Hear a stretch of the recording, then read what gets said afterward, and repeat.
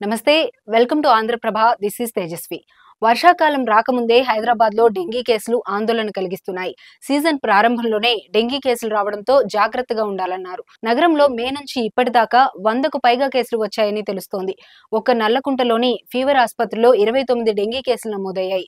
సిటీలో మొత్తంగా 40 వరకు కేసులు నమోదయ్యాయని తెలుస్తోంది. సాధారణంగా జూలై, ఆగస్టు, సెప్టెంబర్లో వర్షాలు ఎక్కువగా కురిసేటప్పుడు డెంగీ కేసులు ఎక్కువగా నమోదవుతాయి.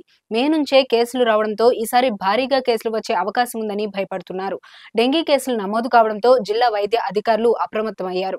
వైద్య శాఖ అధికారులు, బల్దియా ఎంటమాలజీ అధికారులు పీహెచ్సీలు, బస్తీ దవాఖానాల్లో అన్ని ఏర్పాట్లు చేస్తున్నారు. డెంగీ ర్యాపిడ్ కిట్లతో పాటు మందులు సిద్ధంగా ఉంచుతున్నారు.